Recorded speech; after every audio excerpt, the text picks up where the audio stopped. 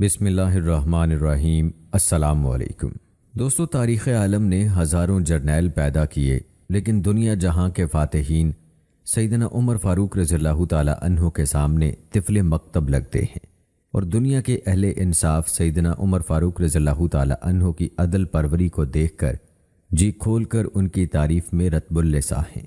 امیر شریعت سید عطا اللہ شاہ بخاری نے ایک سوال کے جواب میں فرمایا تھا کہ عمر رضی اللہ تعالی عنہ مراد رسول صلی اللہ علیہ وآلہ وسلم ہیں، یعنی دیگر صحابہ کرام رضوان اللہم اجمعین مرید رسول صلی اللہ علیہ وآلہ وسلم ہیں، اور عمر فاروق رضی اللہ تعالی عنہ مراد رسول صلی اللہ علیہ وآلہ وسلم ہیں۔ ایک عالم نے کیا خوب کہا کہ عمر رضی اللہ تعالی عنہ پیغمبر اسلام صلی اللہ علیہ وآلہ وسلم کے لیے عطائے خداوندی تھے۔ ان کے علاوہ اور بھی بہت سے علماء اسلام، حکماء اسلام اور مستشرقین نے اپنے اپنے لفظوں میں بارگاہ فاروقی میں عقیدت کے پھول نچھاور کیے ہیں۔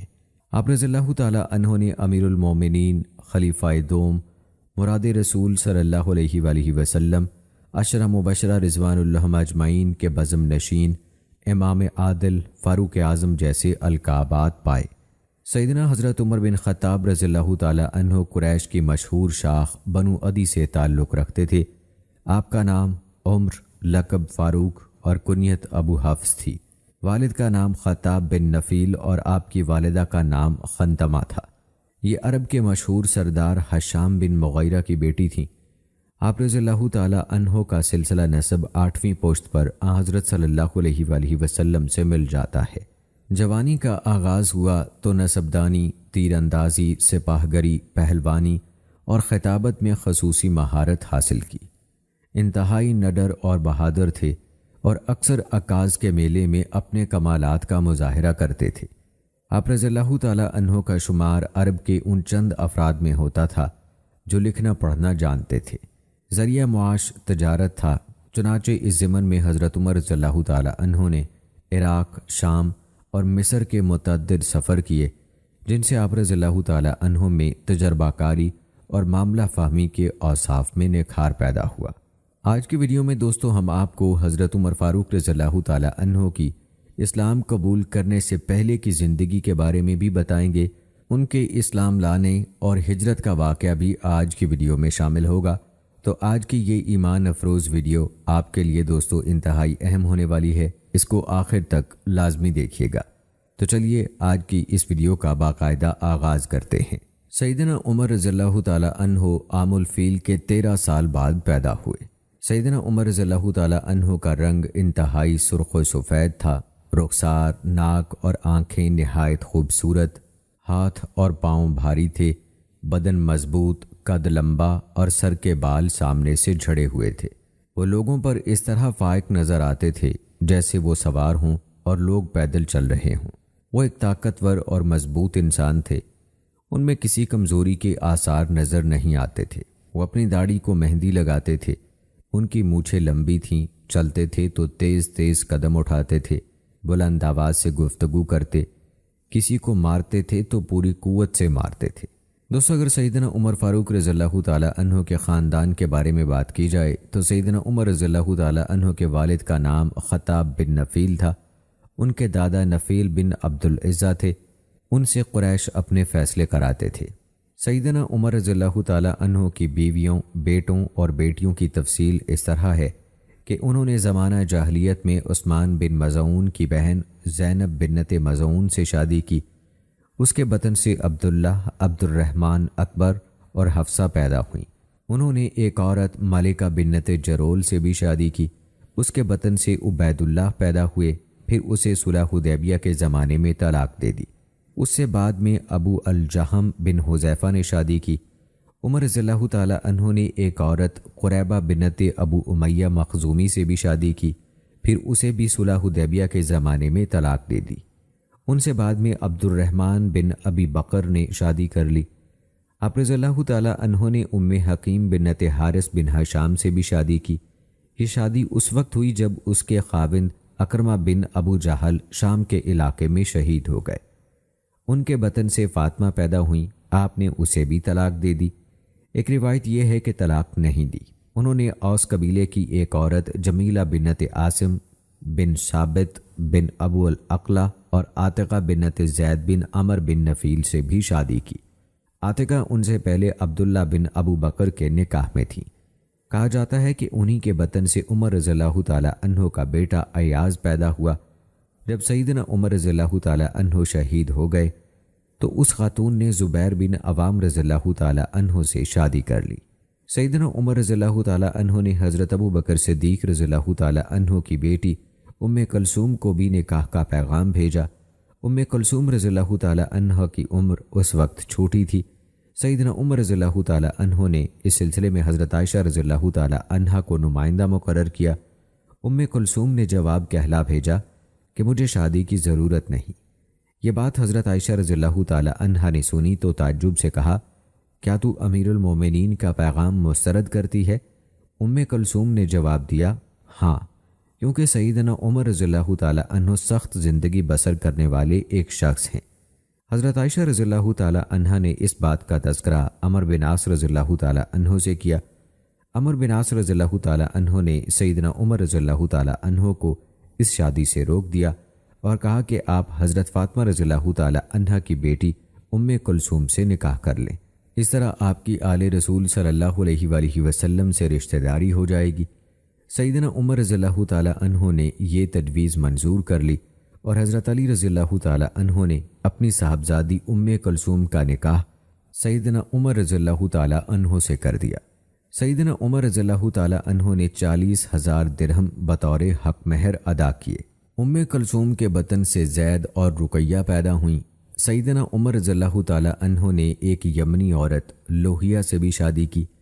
اس کے بطن سے عبد الرحمن اصغر یا عبد الرحمن اوسط پیدا ہوئے۔ علامہ واقدی کی رائے کے مطابق یہ عورت آپ کی ولد تھی، بیوی نہیں تھی۔ سیدنا عمر رضی اللہ تعالیٰ عنہ کی ایک اور ولد بھی تھیں، اس کا نام فقیہ تھا۔ اس کے بطن سے زینب پیدا ہوئی تھی۔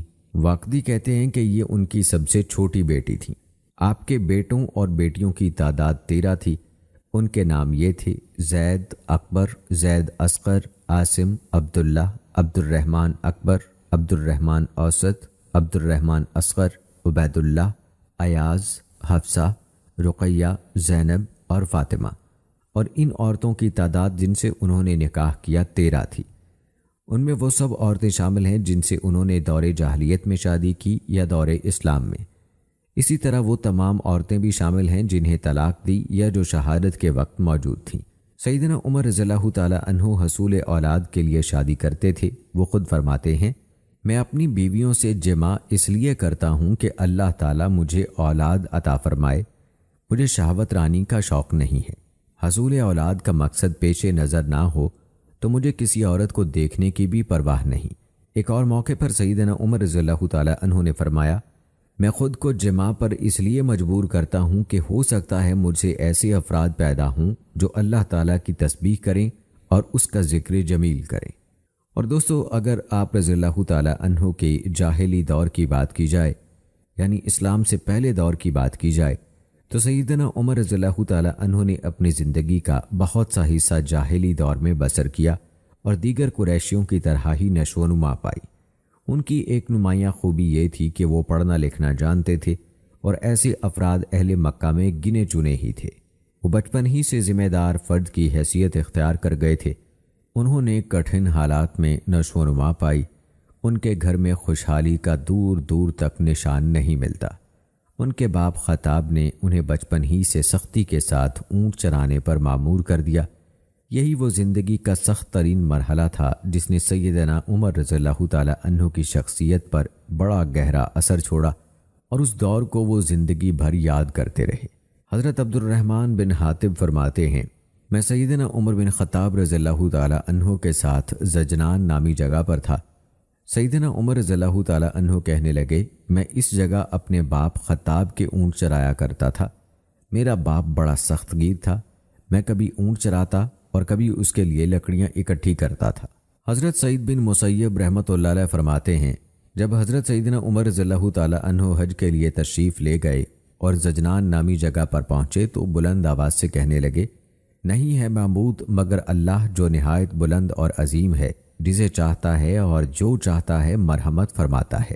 میں اس وادی میں خطاب کے اونٹ چرایا کرتا تھا۔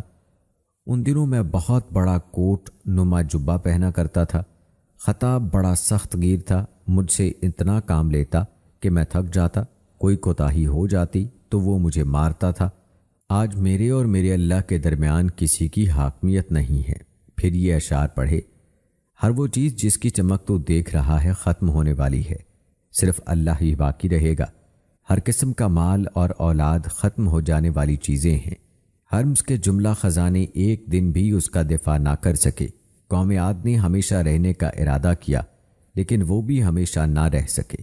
حضرت سلیمان علیہ السلام بھی زندہ نہ رہ سکے، حالانکہ ہوائیں، انسان اور جنات سب ان کی پیام رسانی پر مامور تھے۔ وہ بادشاہ کہاں ہیں جن کے اونٹوں کے ریوڑ ہر جہت سے انہی کی طرف ہانک کر لائے جاتے تھے؟ یہاں موت کا ایک حوض ہے جس میں بلا شبہ ہر ایک کو اترنا ہے۔ جس طرح یہ لوگ اس میں گر گئے، اسی طرح ہر شخص اس میں گرے گا۔ سیدنا عمر بن خطاب رضی اللہ تعالی عنہ نہ صرف اپنے باپ کے لیے اونٹ چراتے تھے، بلکہ اپنی خالہ کی بکریاں بھی چرایا کرتے تھے۔ ان کی خالہ بنو مخزوم میں سے تھیں۔ سیدنا عمر رضی اللہ تعالی عنہ خود بیان فرماتے ہیں: ایک دن میرے دل میں خیال گزرا کہ میں امیر المومنین ہوں، مجھ سے افضل اور کوئی نہیں۔ بس میں اپنے آپ کو اپنی حیثیت باور کروانے کے لیے لوگوں کے مجمع کے درمیان کھڑا ہو گیا اور اپنے آپ سے مخاطب ہو کر کہا: اے ابن خطاب، تو وہی ہے جو اپنی خالہ کی بکریاں چرایا کرتا تھا؟ میری خالہ بنو مخزوم سے تھیں۔ محمد بن عمر مخزومی اپنے باپ سے روایت کرتے ہیں کہ ایک دن سیدنا عمر رضی اللہ تعالی عنہ نے لوگوں کو نماز کے لیے بلایا۔ لوگ اکٹھے ہو گئے اور انہوں نے تکبیر کہی تو سیدنا عمر رضی اللہ تعالی عنہ ممبر پر چڑھ گئے، اللہ کی حمد و ثنا بیان کی اور نبی کریم صلی اللہ علیہ وآلہ وسلم پر درود و سلام پڑھا۔ پھر کہا: اے لوگو، میں اپنی خالہ کی بکریاں چرایا کرتا تھا، وہ مجھے اس کے عوض ایک مٹھی کھجور یا منقع دے دیا کرتی تھی۔ وہ دن دیکھیں اور آج کا دن دیکھیں۔ پھر وہ ممبر سے نیچے اتر آئے تو عبد الرحمن بن عوف رضی اللہ تعالی عنہ سے کہنے لگے: اے امیر المومنین، آج تو آپ نے خود اپنی برائی بیان کر دی۔ یہ سن کر عمر رضی اللہ تعالی عنہ نے فرمایا: افسوس تیرے لیے اے ابن عوف، در حقیقت جب میں تخلیے میں تھا تو میرے دل میں خیال آیا کہ تو امیر المومنین ہے، تجھ سے بہتر اور افضل اور کون ہو سکتا ہے؟ بس میں نے چاہا کہ اپنے دل کو اپنی حقیقت سے آگاہ کر دوں۔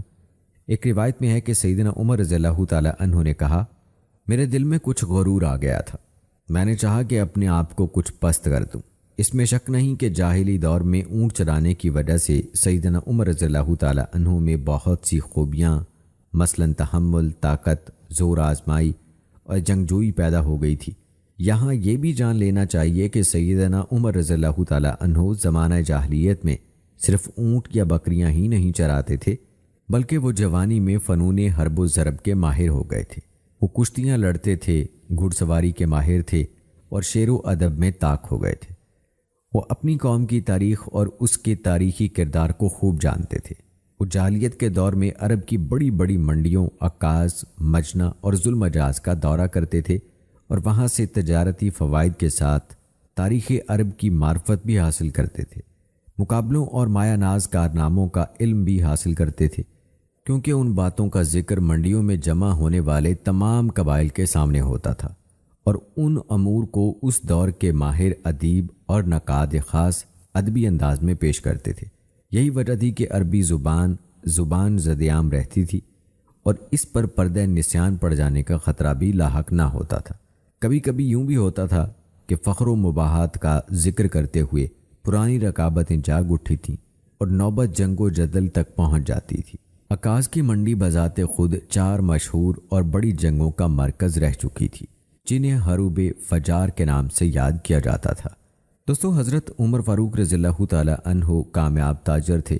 اس پیشے کی آمدنی نے انہیں مکے کے مالدار افراد میں شامل کر دیا تھا۔ وہ تجارت کی غرض سے جس شہر کا رخ کرتے، تجارت کے ساتھ وہاں کے خصائص و معرف کا علم بھی حاصل کر لیتے تھے۔ وہ گرمیوں میں شام اور سردیوں میں یمن جایا کرتے تھے۔ انہوں نے دور جاہلیت ہی میں مکی معاشرے میں اپنا ایک خاص مقام پیدا کر لیا تھا۔ وہ پیش آمدہ مسائل میں فیصلہ کن کردار ادا کرتے تھے۔ انہیں سرداری کی عظمت اپنے آباء و اجداد سے وراثت میں ملی تھی۔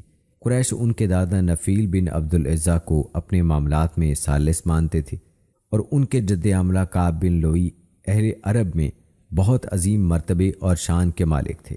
اہل عرب نے ان کی تاریخ وفات سے عام الفیل تک کے حالات قلم بند کیے ہیں۔ سیدنا عمر رضی اللہ تعالیٰ عنہ نے اپنے آباء و اجداد سے وراثت میں جو معنوی اثاثہ پایا، اس نے ان میں تجربہ، عقل مندی، عرب کے حالات کی معروف اور زندگیوں کے نشیب و فراز سے آشنائی پیدا کر دی۔ علاوہ ازیں وہ قدرت کی طرف سے بڑا نادر دل و دماغ لائے تھے اور بڑے ذہین و فطین واقع ہوئے تھے، اسی لیے لوگ اپنے جھگڑے نمٹانے کے لیے ان سے رجوع کرتے تھے۔ ابن سعد کہتے ہیں بلا شبہ سیدنا عمر رضی اللہ تعالیٰ عنہ سے قبل اسلام والوں کے جھگڑے چکا چکے تھے۔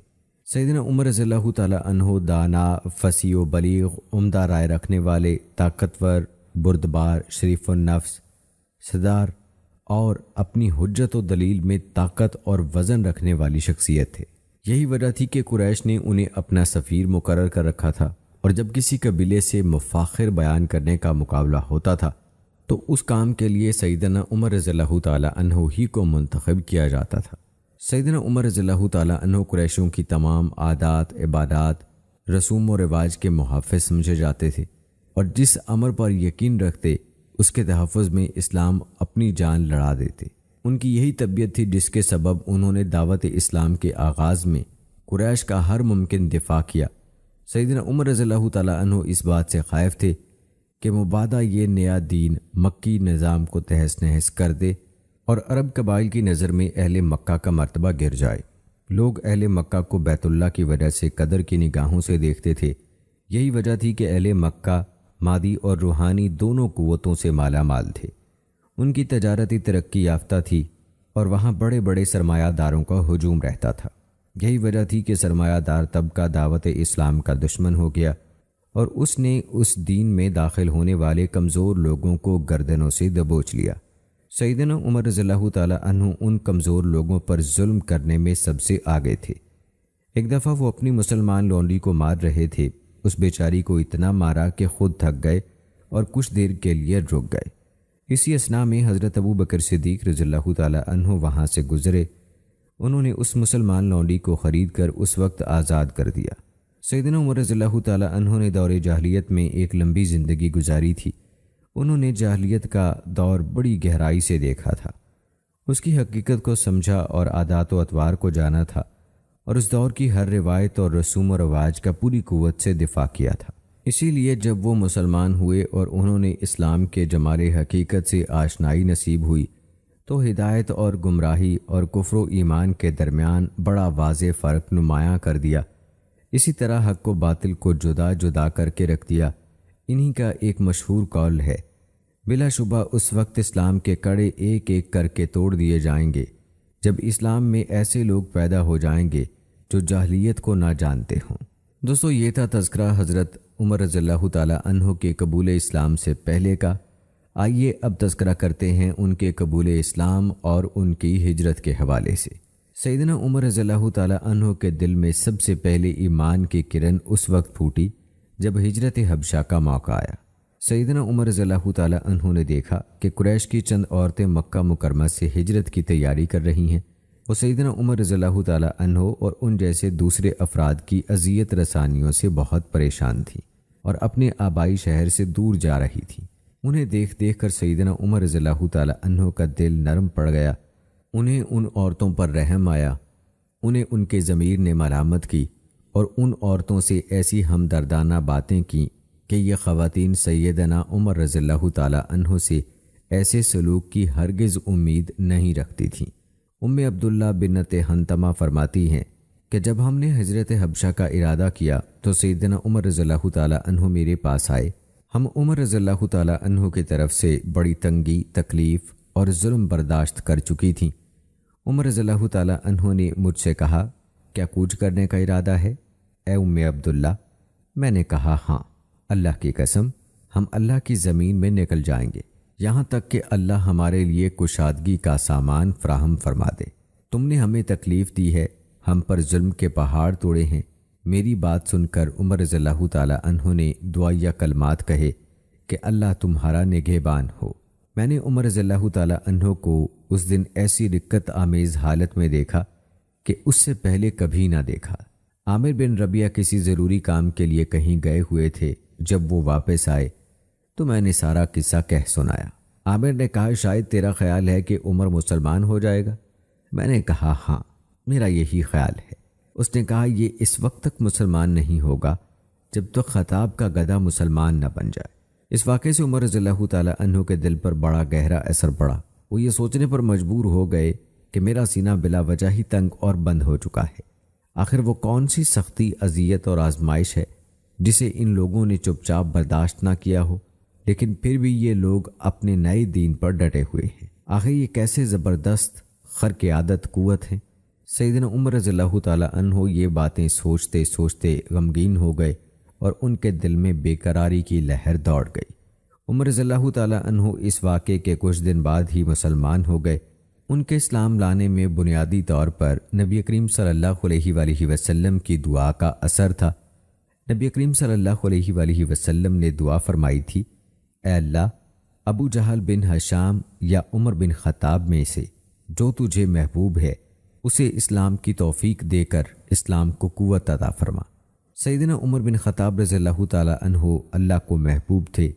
اللہ تعالیٰ نے ان کے لیے قبول اسلام کے اسباب فراہم فرما دیے۔ حضرت عبداللہ بن عمر رضی اللہ تعالیٰ عنہ فرماتے ہیں، سیدنا عمر رضی اللہ تعالیٰ عنہ کی زبان سے جب بھی یہ جملہ نکلتا کہ میرا گمان اس طرح ہے تو وہ گمان سچ ثابت ہو جاتا۔ ایک دفعہ عمر رضی اللہ تعالیٰ عنہ تشریف فرما تھے کہ ایک خوبصورت شکل و شباہت کا آدمی قریب سے گزرا۔ عمر رضی اللہ تعالیٰ عنہ نے اسے دیکھ کر فرمایا، میرا گمان ہے کہ یہ شخص دور جاہلیت میں کاہن تھا، اسے میرے پاس لاؤ۔ اسے عمر رضی اللہ تعالیٰ عنہ کے پاس لایا گیا تو آپ نے اس سے تصدیق چاہی۔ وہ کہنے لگا، آج میرا ایک ایسے مسلمان سے سامنا ہوا ہے کہ پہلے کبھی نہیں ہوا تھا۔ عمر رضی اللہ تعالیٰ عنہ کہنے لگے، تجھے ضرور بتانا ہوگا کہ ماضی میں تو کون تھا؟ اس نے اعتراف کیا کہ میں کاہن تھا۔ عمر رضی اللہ تعالیٰ عنہ نے اس سے سوال کیا کہ ہمیں کوئی ایسی عجیب اور انوکھی بات بتاؤ جس کی خبر تمہیں تمہارے جن نے دی ہو۔ تو وہ کہنے لگا، میں ایک دن بازار میں جا رہا تھا کہ میرا موکل جن گھبرایا ہوا میرے پاس آیا۔ اس نے کہا، کیا آپ کو خبر ہے کہ جنات ایک انقلاب آنے کے بعد کس درجے ڈرے ہوئے ہیں اور کتنے نا امید ہو گئے ہیں، اور وہ اپنا رخت سفر باندھ چکے ہیں؟ سیدنا عمر رضی اللہ تعالیٰ عنہ نے فرمایا، یہ سچ کہتا ہے۔ ایک دفعہ میں ان کے معبودوں کے پاس سویا ہوا تھا، اچانک ایک آدمی آیا، اس نے بچڑا ذبح کیا، پھر ایک چیخنے والا چلایا۔ اس سے بلند چیخ میں نے پہلے کبھی نہیں سنی تھی۔ وہ کہنے لگا، ہائے کھلی دشمنی! ایک صائب الرائے اور فصیح آدمی آ گیا جو لا الہ الا اللہ کہتا ہے۔ میں وہاں سے چل دیا۔ پھر تھوڑے عرصے بعد ہم نے سنا کہ ایک نبی کا ظہور ہوا ہے۔ دوستو، سیدنا عمر رضی اللہ تعالیٰ عنہ کے اسلام لانے کے بارے میں بہت سی روایات وارد ہیں، لیکن سند کے اعتبار سے اکثر روایات میں کلام ہے اور وہ صحت کے درجے تک نہیں پہنچتی۔ سیرت کی کتابوں اور تاریخ سے لی جانے والی روایات کو سامنے رکھتے ہوئے ہم سیدنا عمر رضی اللہ تعالیٰ عنہ کے اسلام لانے اور پھر اسلام کا اعلان کرنے کے بارے میں آپ کو روایات بتاتے ہیں۔ سب سے پہلے بات کرتے ہیں سیدنا عمر بن خطاب رضی اللہ تعالیٰ عنہ کے اس واقعے کا کہ جب انہوں نے رسول اللہ صلی اللہ علیہ وآلہ وسلم کے قتل کا ارادہ کیا تھا۔ یہ ان کے اسلام قبول کرنے سے پہلے کا واقعہ ہے۔ ایک دفعہ قریش ایک مجلس میں جمع ہوئے۔ انہوں نے نبی کریم صلی اللہ علیہ وآلہ وسلم کے بارے میں غور و فکر کیا اور کہنے لگے، کون ہے جو محمد کو قتل کرنے کی ذمہ داری لے؟ سیدنا عمر رضی اللہ تعالیٰ عنہ نے کہا، میں یہ ذمہ داری قبول کرتا ہوں۔ اس پر سب متفق ہو گئے۔ سیدنا عمر رضی اللہ تعالیٰ عنہ سخت گرمی میں دوپہر کو تلوار سونت کر گھر سے نکل پڑے اور نبی کریم صلی اللہ علیہ وآلہ وسلم اور ان کے جانثاروں کا رخ کیا، جن میں ابو بکر رضی اللہ تعالیٰ عنہ، علی رضی اللہ تعالیٰ عنہ اور حمزہ رضی اللہ تعالیٰ عنہ جیسے جلیل القدر حضرات شامل تھے۔ یہ وہ لوگ تھے جو حبشہ کی طرف ہجرت نہ کر سکے۔ سیدنا عمر رضی اللہ تعالیٰ عنہ کو کسی نے خبر دی کہ یہ سب صفا کے نشیب میں واقع دار ارقم میں جمع ہیں۔ راستے میں عمر رضی اللہ تعالیٰ عنہ کی ملاقات نعیم بن عبداللہ سے ہوئی۔ اس نے پوچھا، عمر کہاں جا رہے ہو؟ عمر رضی اللہ تعالیٰ عنہ نے کہا، میں اس بے دین کو قتل کرنے جا رہا ہوں جس نے قریش میں تفرقہ ڈالنے کی کوشش کی ہے، ان کی عقلوں کو ناقص گردانا ہے، ان کے دین میں عیب نکالے ہیں اور ان کے معبودوں کو گالی دی ہے۔ یہ سن کر نعیم نے کہا، آپ بہت غلط راستے پر چل رہے ہیں۔ آپ نے جان کو دھوکے میں ڈالا ہے۔ غور کریں، آپ تمام بنو عدی کو ہلاکت میں ڈال رہے ہیں۔ کیا آپ کو علم نہیں کہ بنو عبد مناف آپ کو زندہ نہیں چھوڑیں گے؟ اسی بحث و مباحثے میں دونوں کی آوازیں بلند ہونے لگیں۔ عمر رضی اللہ تعالیٰ عنہ کہنے لگے، مجھے محسوس ہو رہا ہے کہ تو بھی بے دین ہو گیا ہے۔ اگر مجھے یقین ہو جائے کہ تو بے دین ہو گیا ہے تو میں پہلے تیری گردن اتار دوں۔ جب نعیم بن عبداللہ نے دیکھا کہ سیدنا عمر اپنے ارادے سے باز آنے والے نہیں تو انہوں نے کہا، اے عمر، میں آپ کو یہ خبر دیتا ہوں کہ آپ کے بہنوئی اور ان کے تمام اہل خانہ مسلمان ہو چکے ہیں اور آپ بدستور اپنی گمراہی پر اڑے ہوئے ہیں۔ یہ بات سن کر سیدنا عمر رضی اللہ تعالیٰ عنہ نے فوراً کہا، مجھے ان کے نام بتاؤ۔ نعیم نے کہا، وہ آپ کے چچا زاد اور آپ کی بہن ہیں۔ جب سیدنا عمر رضی اللہ تعالیٰ عنہ نے یہ سنا کہ ان کی بہن اور بہنوئی بھی مسلمان ہو گئے ہیں تو وہ آگ بگولا ہو گئے اور فوراً ان کے دروازے پر پہنچے۔ دستک دی، اندر سے پوچھا گیا، کون ہے؟ عمر رضی اللہ تعالیٰ عنہ نے جواب دیا، خطاب کا بیٹا۔ اس وقت گھر کے اندر موجود افراد قرآن کی تلاوت میں مصروف تھے۔ انہوں نے جو سیدنا عمر رضی اللہ تعالیٰ عنہ کی آواز سنی تو جلدی سے چھپ گئے اور وہ صفحہ اسی طرح پڑا رہ گیا جس پر قرآنی آیات لکھی ہوئی تھی۔ سیدنا عمر رضی اللہ تعالیٰ عنہ نے گھر میں قدم رکھا۔ بہن نے عمر رضی اللہ تعالیٰ عنہ کے تیور دیکھے تو جلدی سے اسے چھپا لیا۔ سیدنا عمر رضی اللہ تعالیٰ عنہ نے پوچھا، یہ بھن بھناہٹ کیسی تھی جو میں نے ابھی سنی ہے؟ اہل خانہ اس وقت سورہ طٰہٰ پڑھ رہے تھے۔ انہوں نے کہا، کیا آپ کوئی اور بات نہیں کر سکتے؟ تو سیدنا عمر رضی اللہ تعالیٰ عنہ نے فوراً کہا، محسوس ہوتا ہے تم بے دین ہو چکے ہو۔ یہ سن کر سیدنا عمر رضی اللہ تعالیٰ عنہ کے بہنوئی نے کہا، اے عمر، ہو سکتا ہے کہ حق آپ کے ساتھ نہ ہو۔ یہ سننا تھا کہ عمر رضی اللہ تعالیٰ عنہ نے اپنی جگہ سے چھلانگ لگائی اور اپنے بہنوئی کو داڑھی سے پکڑ لیا۔ دونوں آپس میں گتھم گتھا ہو گئے۔ عمر رضی اللہ تعالیٰ عنہ طاقتور تھے۔ انہوں نے اپنے بہنوئی سعید رضی اللہ تعالیٰ عنہ کو پکڑ کر زمین پر دے مارا، پاؤں سے روندا اور سینے پر چڑھ کر بیٹھ گئے۔ اسی اثناء میں سیدنا عمر رضی اللہ تعالیٰ عنہ کی بہن آ گئیں تاکہ اپنے خاوند کو بچا سکیں۔ سیدنا عمر رضی اللہ تعالیٰ عنہ نے انہیں یکبارگی دور دھکیل دیا، وہ گر پڑیں اور زخمی ہو گئیں۔ پھر بہن نے غصے کی حالت میں کہا، اے اللہ کے دشمن، کیا تو ہمیں اس لیے مارتا ہے کہ ہم ایک اللہ کو معبود مانتے ہیں؟ سیدنا عمر رضی اللہ تعالیٰ عنہ نے کہا، ہاں۔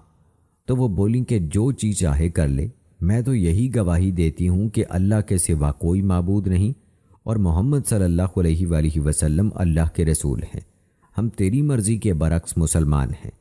جب سیدنا عمر رضی اللہ تعالیٰ عنہ نے اپنی بہن کی یہ جرأت مندانہ باتیں سنی تو سعید رضی اللہ تعالیٰ عنہ کے سینے سے اٹھ کھڑے ہوئے اور سیدھے ہو کر بیٹھ گئے۔ پھر نرمی سے کہا، مجھے وہ صحیفہ دکھاؤ جسے تم لوگ پڑھ رہے تھے۔ بہن نے صحیفہ دینے سے انکار کر دیا۔ سیدنا عمر رضی اللہ تعالیٰ عنہ نے کہا، تیری خرابی ہو، دراصل تیری باتیں میرے دل میں گھر کر گئی ہیں۔ میں اسے دیکھنا چاہتا ہوں اور وعدہ کرتا ہوں کہ میں اس کی توہین نہیں کروں گا۔ بہن بولی، تم پلید ہو، اسے صرف پاکیزہ لوگ ہی چھو سکتے ہیں۔ اٹھو، جاؤ غسل کرو یا وضو کرو۔ عمر رضی اللہ تعالیٰ عنہ اسی وقت گئے، غسل کیا اور بہن کے پاس آئے تو انہوں نے صحیفہ سیدنا عمر رضی اللہ تعالیٰ عنہ کے ہاتھ میں دے دیا۔ عمر رضی اللہ تعالیٰ عنہ نے اس صحیفے میں سورہ طٰہٰ اور دیگر کئی صورتیں پڑھیں۔ آغاز میں بسم اللہ الرحمن الرحیم پڑھی۔ الرحمن الرحیم ہی کہا تھا کہ دہشت زدہ سے ہو گئے، صحیفہ ہاتھ سے چھوٹ گیا۔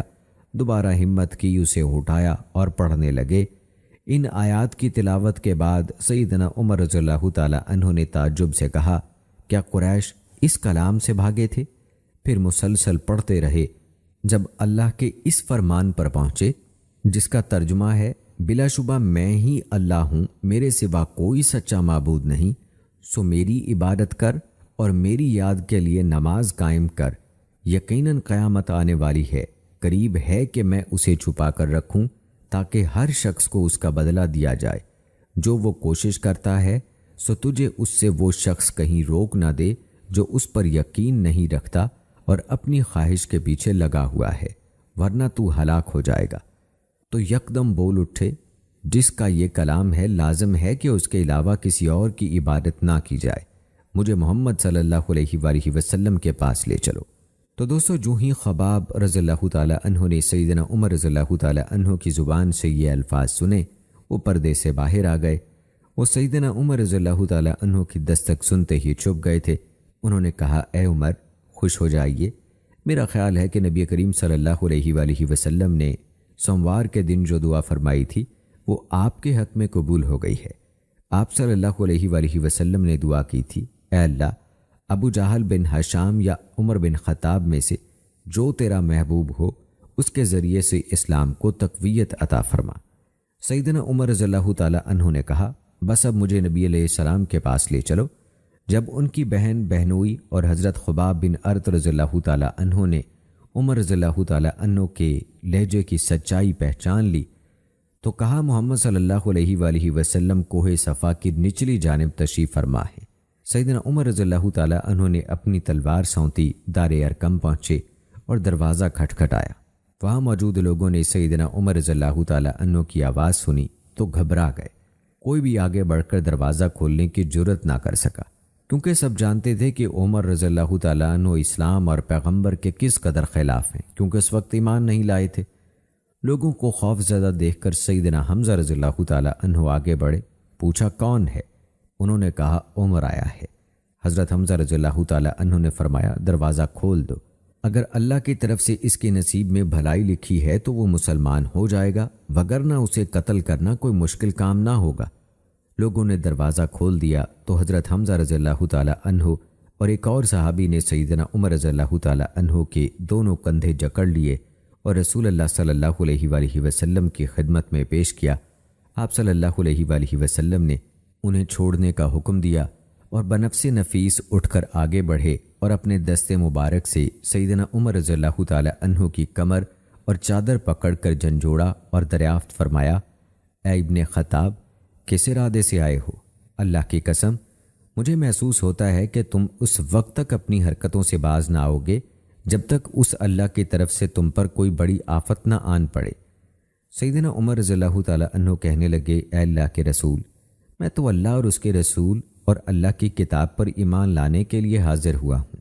یہ سن کر اللہ کے رسول صلی اللہ علیہ وآلہ وسلم نے اللہ اکبر کہا۔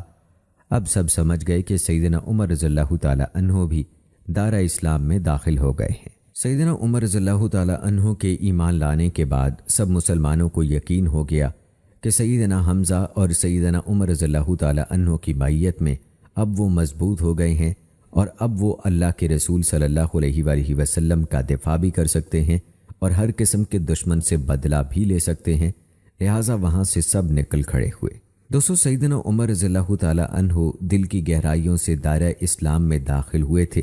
اب وہ اپنی پوری قوت اسلام کے لیے صرف کرنا چاہتے تھے۔ انہوں نے پوچھا، اے اللہ کے رسول، کیا ہم حق پر نہیں ہیں؟ کیا ہماری موت اور زندگی حق سے وابستہ نہیں ہے؟ نبی کریم صلی اللہ علیہ وآلہ وسلم نے جواب دیا، کیوں نہیں؟ اللہ کی قسم، بلا شبہ تم زندہ رہو یا موت آ جائے، تم حق پر ہو۔ اس پر سیدنا عمر رضی اللہ تعالیٰ عنہ نے کہا، تو پھر چھپ کر رہنے کا کیا مطلب؟ اللہ کی قسم، جس نے آپ کو حق کے ساتھ بھیجا ہے، آج آپ کھل کر سامنے آ جائیں۔ دوسری طرف رسول اللہ صلی اللہ علیہ وآلہ وسلم یہی خیال فرما رہے تھے، کھل کر سامنے آنے کا وقت آن پہنچا ہے۔ اب اسلامی دعوت مضبوط ہو چکی ہے اور ایمان والے اپنا دفاع کر سکتے ہیں۔ آپ صلی اللہ علیہ وآلہ وسلم نے دار ارقم سے نکلنے کا اعلان فرما دیا۔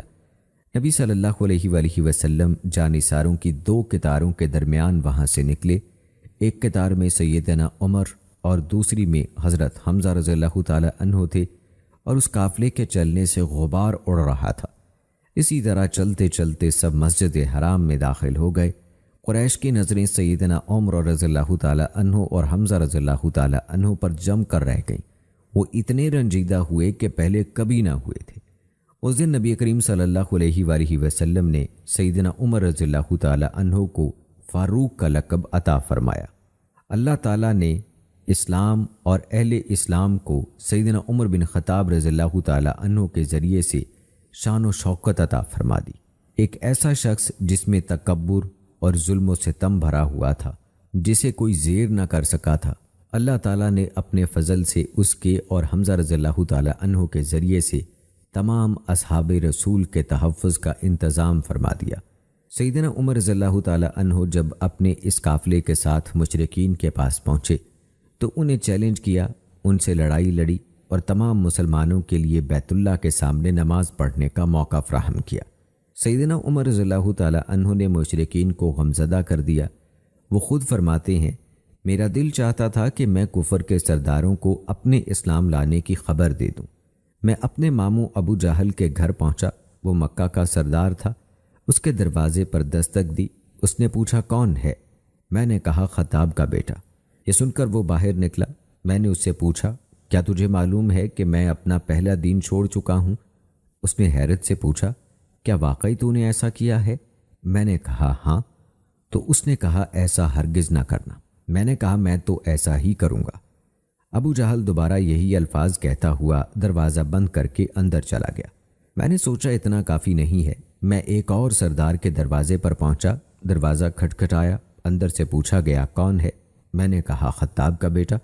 وہ باہر آیا تو میں نے کہا کیا تجھے خبر ہے کہ میں اپنا پہلا دین چھوڑ چکا ہوں؟ اس نے کہا کیا واقعی تو نے ایسا کیا ہے؟ میں نے کہا ہاں۔ اس نے کہا ایسا مت کرنا۔ پھر وہ بھی واپس گھر میں گھس گیا اور دروازہ بند کر لیا۔ اس کے بعد بھی مجھے تسلی نہ ہوئی۔ ایک آدمی نے مشورہ دیا کہ اگر آپ اپنے اسلام کے بارے میں سب کو خبر دینا چاہتے ہیں تو اس کی ترکیب یہ ہے کہ جب لوگ حتیم میں مجلس لگا کر بیٹھیں گے تو وہاں ایک آدمی جمیل بن معمر جمحی بھی ہوگا۔ آپ اس کے پاس بیٹھ کر کہہ دیں کیا تجھے علم ہے کہ میں نے اپنا پہلا دین چھوڑ دیا ہے؟ میں نے ایسا ہی کیا۔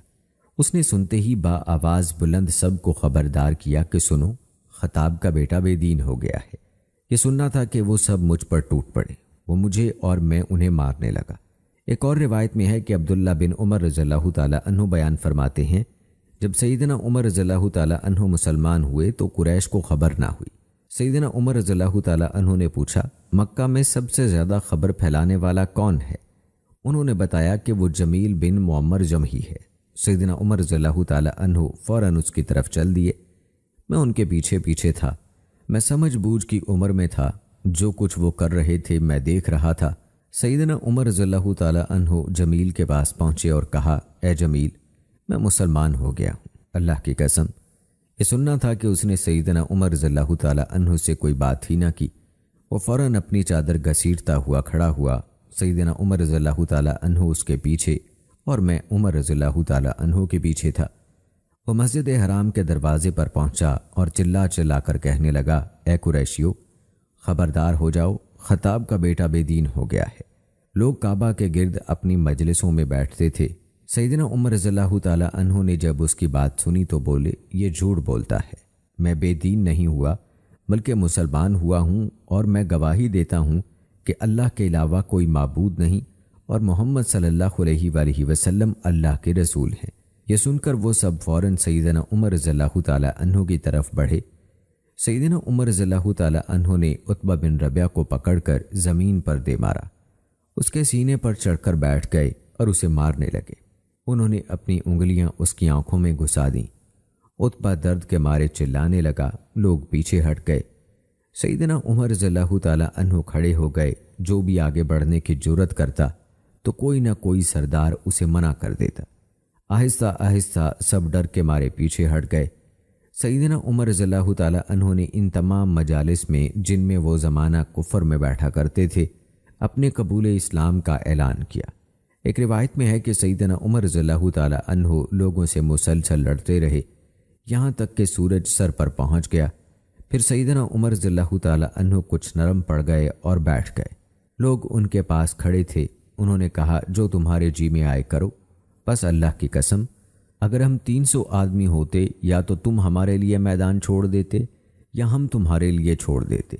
اسی دوران میں ایک آدمی ریشمی حلہ اور کڑھائی والی قمیض پہنے ہوئے وہاں آیا اور پوچھنے لگا کیا معاملہ ہے؟ لوگوں نے کہا ابن خطاب بے دین ہو گیا ہے۔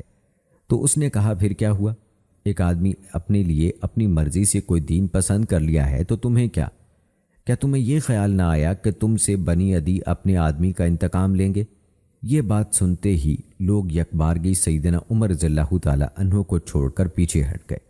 میں نے اپنے باپ سیدنا عمر رضی اللہ تعالیٰ عنہ سے مدینے میں آ کر پوچھا ابا جان، وہ کون آدمی تھا جس نے اس دن لوگوں کو آپ سے دور ہٹایا تھا؟ سیدنا عمر رضی اللہ تعالیٰ عنہ نے کہا بیٹا وہ عاص بن وائل سہمی تھا۔ دوستو سیدنا عمر بن خطاب رضی اللہ تعالیٰ عنہ نبوت کے چھٹے سال ذی الحجہ کے مہینے میں 27 سال کی عمر میں دائرہ اسلام میں داخل ہوئے۔ وہ حضرت حمزہ رضی اللہ تعالیٰ عنہ کے 3 دن بعد مسلمان ہوئے۔ ان دنوں مسلمانوں کی تعداد 39 تھی۔ سیدنا عمر رضی اللہ تعالیٰ عنہ فرماتے ہیں کہ جس دن میں مسلمان ہوا تو مسلمانوں کی تعداد 39 تھی۔ میں نے مسلمان ہو کر ان کی تعداد 40 کر دی۔ اللہ تعالیٰ نے دین کو تقویت بخشی اور دین اسلام کھل کر سامنے آ گیا۔ ایک روایت کے مطابق ان دنوں مسلمان ہونے والے مرد حضرات کی تعداد 40 یا اس سے کچھ زیادہ تھی، جبکہ عورتوں کی تعداد 11 تھی، اور سیدنا عمر رضی اللہ تعالیٰ عنہ انہیں نہیں جانتے تھے کیونکہ اکثر اہل اسلام اپنے اسلام کو پوشیدہ رکھتے تھے۔ ایک طرف عمومی طور پر مشرکین کا ڈر تھا تو دوسری طرف وہ سیدنا عمر رضی اللہ تعالیٰ عنہ کی شدت سے بھی سخت خائف رہتے تھے۔ سیدنا عمر رضی اللہ تعالیٰ عنہ نے 40 کی تکمیل کا تذکرہ کیا لیکن عورتوں کا تذکرہ نہیں کیا۔ دوستو آئیے اب ذکر کرتے ہیں سیدنا عمر رضی اللہ تعالیٰ عنہ کے قبول اسلام کا اسلامی دعوت پر کیا اثر ہوا۔ حضرت عبداللہ بن مسعود رضی اللہ تعالیٰ عنہ فرماتے ہیں جب سیدنا عمر رضی اللہ تعالیٰ عنہ مسلمان ہوئے تو ہم طاقتور ہو گئے۔ ان سے پہلے ہم نہ بیت اللہ کا طواف کر سکتے تھے نہ ہی ہمیں وہاں نماز پڑھنے کی اجازت تھی۔ جب سیدنا عمر رضی اللہ تعالیٰ عنہ مسلمان ہوئے تو انہوں نے مشرکین سے لڑائی کی، پھر ہم نے مسجد حرام میں نماز بھی پڑھی اور بیت اللہ کا طواف بھی کیا۔ مزید فرماتے ہیں سیدنا عمر رضی اللہ تعالیٰ عنہ کا اسلام لانا عظیم فتح تھی اور ان کی ہجرت فتح کی نوید اور ان کی امارت باعث رحمت تھی۔ مجھے یاد ہے کہ سیدنا عمر رضی اللہ تعالیٰ عنہ کے اسلام لانے سے پہلے ہم بیت اللہ کا طواف کر سکتے تھے نہ اس کے قریب نماز پڑھ سکتے تھے۔ جب عمر رضی اللہ تعالیٰ عنہ مسلمان ہو گئے تو ہم نے مشرکین سے لڑائی کی، یہاں تک کہ انہوں نے ہمارا راستہ چھوڑ دیا اور ہم نے حرم میں نماز ادا کی۔ صہیب بن سنان رضی اللہ تعالیٰ عنہ فرماتے ہیں جب سیدنا عمر رضی اللہ تعالیٰ عنہ مسلمان ہوئے تو اسلام کھل کر سامنے آ گیا اور سیدنا عمر رضی اللہ تعالیٰ عنہ نے لوگوں کو اعلانیہ اسلام کی طرف بلایا۔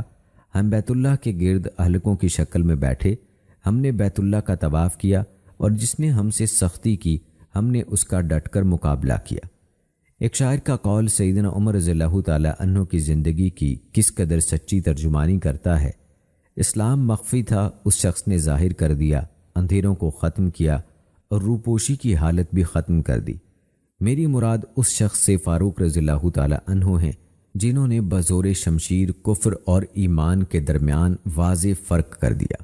اور آئیے دوستو اب تذکرہ کرتے ہیں حضرت عمر رضی اللہ تعالیٰ عنہ کی ہجرت مدینہ کا۔ سیدنا عمر رضی اللہ تعالیٰ عنہ نے اعلانیہ ہجرت فرمائی۔ حضرت ابن عباس رضی اللہ تعالیٰ عنہ فرماتے ہیں مجھے حضرت علی رضی اللہ تعالیٰ عنہ نے بتایا کہ سیدنا عمر بن خطاب رضی اللہ تعالیٰ عنہ وہ شخص ہیں جنہوں نے اعلانیہ ہجرت فرمائی جبکہ باقی تمام مہاجرین نے خفیہ ہجرت کی۔ سیدنا عمر رضی اللہ تعالیٰ عنہ نے جب ہجرت کا ارادہ فرمایا تو تلوار گلے میں ڈالی، کندھے پر کمان رکھی، ہاتھ میں تیر تھامے اور نیزہ پہلو میں رکھے اور سیدھے بیت اللہ کے پاس پہنچے۔ لوگ مسجد حرام کے صحن میں بیٹھے تھے، انہوں نے سب کی موجودگی میں بیت اللہ کے گرد اطمینان سے 7 چکر مکمل فرمائے، پھر مقام ابراہیم پر پہنچے اور تسلی سے نماز ادا کی، پھر باری باری ہر مجلس میں پہنچے اور کہا چہرے بد شکل ہو جائیں، اللہ تعالیٰ صرف تم جیسے لوگوں کی ناک خاک آلودہ کریں گے۔ جو چاہتا ہے کہ اس کی ماں اسے گم پائے، اس کے بچے یتیم ہو جائیں اور اس کی بیوی بیوہ ہو جائے، وہ مجھے حرم سے باہر وادی میں ملے۔ حضرت علی رضی اللہ تعالیٰ عنہ فرماتے ہیں چند کمزور مسلمانوں کے سوا وہاں کوئی نہ آیا۔ سیدنا عمر رضی اللہ تعالیٰ عنہ نے انہیں تسلی دی اور پھر عازم سفر ہو گئے۔ سیدنا عمر رضی اللہ تعالیٰ عنہ نبی کریم صلی اللہ علیہ وآلہ وسلم کی آمد سے پہلے ہی مدینہ طیبہ جا پہنچے تھے۔ ان کے ساتھ ہجرت میں یہ افراد شامل تھے، ان کے اہل خانہ، قبیلے والے، ان کا بھائی زید بن خطاب، عمر اور عبداللہ یہ دونوں سراقہ کے بیٹے تھے، خنیس بن حذافہ سہمی جو ان کی بیٹی حفصہ رضی اللہ تعالی عنہا کے شوہر تھے، چچا زاد سعید بن زید جن کا شمار عشرہ مبشرہ میں ہوتا تھا، واقد بن عبداللہ تمیمی جو ان کے حلیف تھے، خالہ بن ابی خالہ، مالک بن ابی خالہ یہ دونوں بنو اجل سے ان کے حلیف تھے، بنو بکیر ایاس، خالد، عاقل، عامر اور بنو سعد بن لیس سے ان کے حلیف، یہ سب جب مدینہ پہنچے تو قبا میں عمر بن عوف کے محلہ میں رفاع بن منظر کے ہاں ٹھہرے۔ برا بن عازب رضی اللہ تعالیٰ عنہ فرماتے ہیں، سب سے پہلے ہمارے پاس مصعب بن عمیر رضی اللہ تعالیٰ عنہ اور عبداللہ بن ام مکتوم رضی اللہ تعالیٰ عنہ آئے۔ وہ لوگوں کو قرآن کی تعلیم دیتے تھے۔ پھر بلال، سعید اور عمار بن یاسر رضی اللہ تعالیٰ عنہ آئے۔ پھر سیدنا عمر رضی اللہ تعالیٰ عنہ 20 آدمیوں کے ہمراہ تشریف لائے۔ بعد ازاں نبی کریم صلی اللہ علیہ وآلہ وسلم تشریف لائے۔ آپ صلی اللہ علیہ وآلہ وسلم کی آمد پر اہل مدینہ اتنے خوش ہوئے کہ اس سے پہلے انہیں ایسی خوشی کبھی نصیب نہیں ہوئی تھی۔ سیدنا عمر رضی اللہ تعالیٰ عنہ اپنے افعال و اقوال کے ذریعے سے دین اسلام اور عقیدہ توحید کی خدمت میں مصروف ہو گئے۔ وہ اللہ کے راستے میں کسی ملامت گر کی پرواہ نہ کرتے تھے۔ وہ اسلام کے مددگار اور کمزور مسلمانوں کا آسرا بن گئے۔ وہ بہت سے مسلمانوں کو ساتھ لے کر مکہ سے مدینہ پہنچے اور ان کے ساتھ ان کے اہل خانہ اور خلفاء کی کثیر تعداد بھی تھی۔ سیدنا عمر رضی اللہ تعالیٰ عنہ نے بہت سے ایسے افراد کی ہجرت میں مدد فرمائی جو ہجرت تو کرنا چاہتے تھے لیکن کسی انجانی آزمائش اور فتنے کے ڈر سے رکے ہوئے تھے۔ سیدنا عمر رضی اللہ تعالیٰ عنہ خود بیان فرماتے ہیں کہ جب ہم نے ہجرت کا ارادہ کیا تو میں، عیاش بن ابی ربیہ اور حشام بن عاص بن وائل سہمی نے بنو غفار کے محلے میں تنازب نامی جگہ میں اکٹھے ہونے کا فیصلہ کیا۔ یہ علاقہ صرف مقام سے کچھ اوپر واقع تھا۔ ہم نے طے کیا کہ ہم میں سے جو بھی پیچھے رہ گیا دوسرے احباب اس کا انتظار نہیں کریں گے اور مدینہ کی طرف چل دیں گے۔ سیدنا عمر رضی اللہ تعالیٰ عنہ فرماتے ہیں، میں اور عیاش بن ابی ربیہ مقررہ مقام پر پہنچ گئے۔ حشام کو روک لیا گیا، وہ آزمائش میں مبتلا ہو گیا تھا۔ ہم مدینہ طیبہ پہنچ گئے۔ یہاں بنو عمر بن عوف کے محلے میں آئے۔ یہ محلہ قبا کے پاس تھا۔ ہم نے وہیں قیام کیا۔ ادھر ابو جہل بن حشام اور حارث بن حشام مکہ سے عیاش بن ابی ربیہ کے تعاقب میں نکلے۔ عیاش ان کا چچا زاد اور احیافی بھائی تھا۔ وہ دونوں اس کے تعاقب میں مدینہ پہنچ گئے۔ اس وقت نبی کریم صلی اللہ علیہ وآلہ وسلم مکہ ہی میں تھے۔ ان دونوں نے عیاش بن ربیہ سے یہ گفتگو کی، تیری ماں نے نظر مانی ہے کہ وہ اس وقت تک سر میں کنگھی نہیں کرے گی، نہ سائے میں آئے گی، جب تک وہ تجھے نہ دیکھ لے۔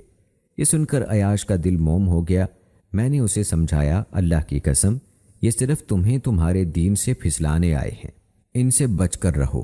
اللہ کی قسم تمہاری ماں کو جب سر کی جوئیں تنگ کریں گی اور مکہ کی شدید دھوپ بے قرار کر دے گی تو وہ کنگھی بھی کرے گی اور سائے میں بھی آ جائے گی۔ لیکن عیاش نے کہا، نہیں، میں اپنی ماں کی قسم پوری کرنا چاہتا ہوں۔ میرا مکہ میں بہت سا مال بھی رہ گیا ہے، وہ بھی لیتا آؤں گا۔ یہ سن کر سیدنا عمر رضی اللہ تعالیٰ عنہ نے فرمایا، دیکھ، تجھے علم ہے کہ میرے پاس بہت زیادہ مال ہے، تو ان کے ساتھ نہ جا، میں تجھے اپنا آدھا مال دے دوں گا۔ لیکن عیاش نہ مانا، اس نے واپس جانے ہی پر اصرار کیا۔ آخر کار میں نے اس سے کہا، دیکھ، اگر تو نے ان کے ساتھ واپس جانے کا پکا ارادہ کر ہی لیا ہے تو یہ میری اونٹنی لے جا، یہ بڑی اچھی اور تجربہ کار ہے، اسے نیچے نہ اترنا۔ اگر تجھے ان سے دھوکے کے آثار نظر آئیں تو اسی اونٹنی پر نکل بھاگنا۔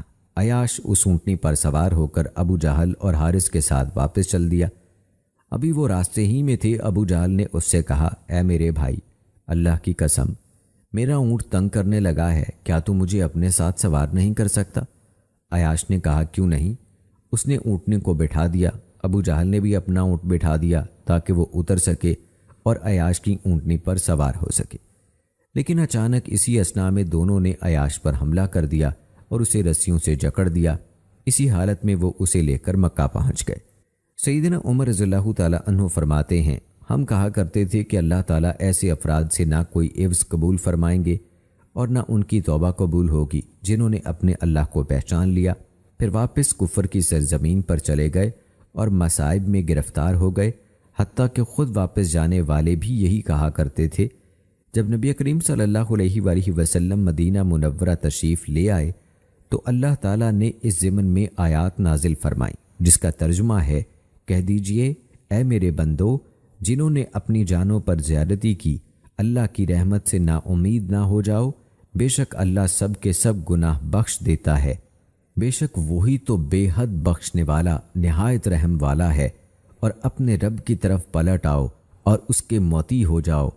اس سے پہلے کہ تم پر عذاب آ جائے پھر تمہاری مدد نہیں کی جائے گی، اور اس سب سے اچھی بات کی پیروی کرو جو تمہارے رب کی جانب سے تمہاری طرف نازل کی گئی ہے، اس سے پہلے کہ تم پر اچانک عذاب آ جائے اور تمہیں شعور بھی نہ ہو۔ سیدنا عمر رضی اللہ تعالیٰ عنہ فرماتے ہیں کہ میں نے یہ آیات اپنے ہاتھ سے ایک کاغذ پر لکھیں اور اسے حشام بن عاص کی طرف ارسال کر دیا۔ حشام کہتے ہیں جب میرے پاس وہ کاغذ پہنچا تو میں ذی طوا میں تھا۔ میں ان آیات کو پڑھ رہا تھا اور ان پر غور کرنے کی کوشش کر رہا تھا کہ یہ کون لوگ ہو سکتے ہیں۔ میں نے اللہ تعالیٰ سے دعا کی، اے اللہ مجھے ان آیات کا مطلب اور مصداق سمجھا دے۔ اللہ تعالیٰ نے میرے دل میں یہ بات ڈال دی کہ یہ آیات تو ہمارے ہی بارے میں نازل ہوئی ہیں، اور یہ وہی باتیں ہیں جو ہم اپنے بارے میں کہتے تھے اور دیگر لوگ بھی کہا کرتے تھے۔ حشام کہتے ہیں میں فوراً اپنے اونٹ کے پاس پہنچا، اس پر سوار ہوا اور سوئے مدینہ چل پڑا اور نبی کریم صلی اللہ علیہ وآلہ وسلم کی خدمت میں جا پہنچا۔ دوستو یہ واقعہ ہجرت سیدنا عمر رضی اللہ تعالی عنہ کی ذہانت کا آئینہ دار ہے۔ انہوں نے اپنے دونوں ساتھیوں عیاش بن ابی ربیہ اور حشام بن عاص بن وائل سہمی کے ساتھ مل کر کتنا کامیاب پروگرام بنایا۔ یہ تینوں فرد جدا جدا قبیلے سے تعلق رکھتے تھے اور جس مقام پر اکٹھا ہونا طے پایا وہ مکہ سے بہت دور طریقے مدینہ پر حرم کی حدود سے باہر تھا۔ انہوں نے وقت اور جگہ کا تعین کیا اور کہا کہ اگر کوئی فرد وہاں نہ پہنچ پائے تو باقی دونوں ساتھی بلا انتظار روانہ ہو جائیں، کیونکہ نہ آنے والا ساتھی ضرور روک لیا گیا ہوگا۔ حسب توقع حشام کو روک لیا گیا تھا، لہٰذا سیدنا عمر رضی اللہ تعالیٰ عنہ اور عیاش رضی اللہ تعالیٰ عنہ اپنے کامیاب پروگرام کے مطابق صحیح سلامت مدینہ پہنچ گئے۔ لیکن دوسری طرف قریش مہاجرین کا پیچھا کرنے کا پکا ارادہ کر چکے تھے۔ انہوں نے مکمل منصوبہ بندی کی جسے پایہ تکمیل تک پہنچانے کے لیے عیاش کے عیافی بھائی ابو جہل اور حارث میدان عمل میں آئے۔ عیاش بن ابی ربیہ کو اس لحاظ سے اطمینان دلایا کہ معاملہ اس کی ماں کا ہے اور وہ دونوں ماں کی طرف سے اس کے بھائی ہیں۔ ابو جہل نے اس رشتے کے اعتبار سے بھرپور منصوبہ بندی کی۔ سیدنا عمر رضی اللہ تعالیٰ عنہ کی چھٹی حص فوراً پہچان گئی کہ اس کے ساتھ دھوکہ ہوگا اور اسے قید کر لیا جائے گا۔ یہ واقعہ عمر رضی اللہ تعالیٰ عنہ کی بے خطا فراست کا روشن ثبوت ہے۔ عمر رضی اللہ تعالیٰ عنہ اخوت اسلامی کے عظیم پیکر نظر آتے ہیں۔ اس کا اندازہ اس حقیقت سے کیا جا سکتا ہے کہ وہ اپنے بھائی عیاش رضی اللہ تعالیٰ عنہ کے لیے اپنے مال کی قربانی پر بھی رضامند تھے تاکہ ان کا بھائی ابو جہل کے چنگل سے بچ جائے اور کسی فتنے میں مبتلا ہو کر اپنے دین کو نقصان نہ پہنچا بیٹھے۔ لیکن عیاش اپنی ماں کی محبت میں گرفتار ہو گیا، ماں کا نام سنتے ہی پگھل گیا۔ وہ مکہ جا کر اپنی ماں کی قسم پوری کرنے کے لیے تیار ہو گیا اور اپنا مال لانے کا منصوبہ بھی سوچنے لگا۔ اس کی غیرت نے عمر رضی اللہ تعالیٰ عنہ کا آدھا مال لینے سے بھی انکار کر دیا کیونکہ خود اس کا مال مکہ میں موجود تھا۔ بہرحال عمر رضی اللہ تعالیٰ عنہ بڑے دور اندیش تھے۔ وہ سمجھ گئے تھے کہ ان کے بھائی کا کیسا منحوس انجام ہونے والا تھا اور اس کے ساتھ مکہ میں کیا بیتنے والی تھی۔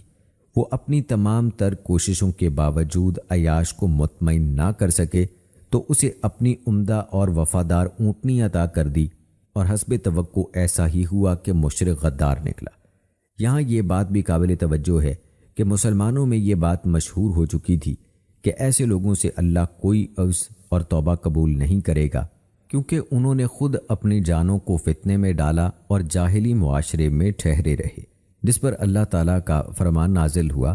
جب یہ آیات نازل ہوئیں تو سیدنا عمر رضی اللہ تعالیٰ عنہ نے جلدی جلدی اپنے دونوں جگری دوستوں عیاش اور حشام کی طرف لکھ بھیجی تاکہ وہ ایک دفعہ پھر کفر کی سرزمین سے نکلنے کی کوشش کریں۔ اور کیا جائے تو معلوم ہوگا کہ سیدنا عمر رضی اللہ تعالیٰ عنہ کتنے عظیم و جلیل انسان تھے اور کتنی بلندی پر فائز تھے کہ عیاش کو آدھے مال کی پیشکش بھی کر ڈالی، اسے اپنی اونٹنی عنایت کی اور اسے کوئی آر نہیں دلائی، برا بھلا بھی نہیں کہا کہ تو نے میری بات تسلیم نہ کی۔ ان پر تو جذبہ وفا و محبت چھایا ہوا تھا۔ پھر جب آیات نازل ہوئیں تو ایک دفعہ پھر اسی جذبہ خیر خواہی سے آیات لکھ کر ان کی طرف اور وہاں موجود تمام کمزور مسلمانوں کی طرف ارسال فرمائیں تاکہ سب مل کر اسلامی لشکر میں شمولیت کی بھرپور کوشش شروع کر دیں۔ سیدنا عمر رضی اللہ تعالیٰ عنہ مدینہ طیبہ پہنچ کر رسول اللہ صلی اللہ علیہ وآلہ وسلم کے سچے وزیر بنے۔ نبی کریم صلی اللہ علیہ وآلہ وسلم نے سیدنا عمر رضی اللہ تعالیٰ عنہ کا عظیم بن سعدہ رضی اللہ تعالیٰ عنہ کے ساتھ ایک روایت کے مطابق عتبان بن مالک رضی اللہ تعالیٰ عنہ کے ساتھ بھائی چارہ قائم فرما دیا۔ یہ بھی کہا گیا کہ عمر رضی اللہ تعالیٰ عنہ کا بھائی چارہ معاذ بن افرا کے ساتھ قائم ہوا۔ علامہ ابن عبد الحادی فرماتے ہیں ان تمام روایات میں کوئی تناقض نہیں، ہو سکتا ہے مختلف اوقات میں ان تینوں ہی سے سیدنا عمر رضی اللہ تعالیٰ عنہ کا بھائی چارہ قائم ہوا ہو، یہ ناممکن بات نہیں ہے۔ تو دوستو یہ تھا تذکرہ آج حضرت عمر رضی اللہ تعالیٰ عنہ کے قبول اسلام سے پہلے کے واقعات کا، ان کے قبول اسلام کا اور ان کی ہجرت مدینہ کے واقعات کا۔ آج کی ویڈیو میں بس اتنا ہی۔ آج کی ویڈیو کے متعلق اپنی رائے کا اظہار کمنٹ باکس میں لازمی کیجیے گا۔ ملتے ہیں اگلی ویڈیو میں، تب تک کے لیے مجھے اجازت دیں۔ فی امان اللہ۔